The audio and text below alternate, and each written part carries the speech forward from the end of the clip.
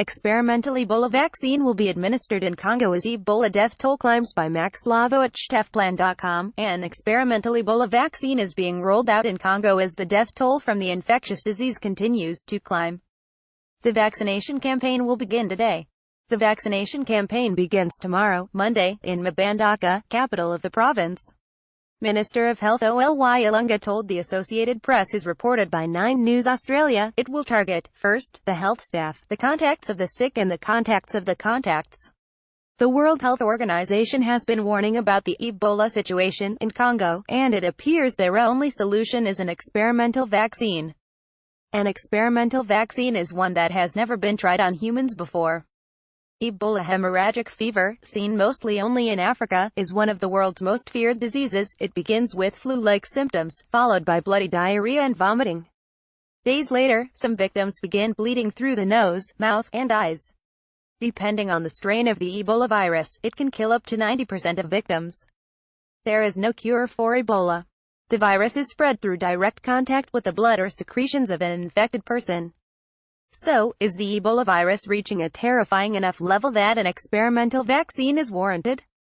The death toll has reached 26, and the vaccine will be rolled out at Mbandaka, the northwestern city of 1.2 million recently struck by the outbreak. Since the virus is spread through direct contact, and isn't airborne, it isn't nearly as deadly as it could be. Read more here about Ebola and how it is transmitted. Initially, the campaign will target 600 people, mainly medical staff, contacts of suspected cases, and those who have been in contact with the contacts, Ilunga said. Officials are working urgently to prevent the disease from spreading beyond Mbandaka, which lies on the Congo River, a busy traffic corridor, and is an hour's flight from the capital. The spread of Ebola from a rural area to Mbandaka has raised alarm as Ebola can spread more quickly in urban centers. The fever can cause severe internal bleeding that is often fatal. Meaning, the virus itself doesn't actually kill. The immune system's response to the virus is what's deadly. ZMapp is also an experimental drug that could aid in the recovery from the Ebola virus. But, like the vaccine being administered, it has not been tested for safety or efficacy yet. It is not a vaccine, it is a therapeutic drug. Of the 7 people given the drug so far, 2 have died. ZMapp show promise, although scientific results are not definitive. The risk of Ebola spreading within Congo is very high, according to authorities, and the disease could also move into 9 neighboring countries, the World Health Organization has warned.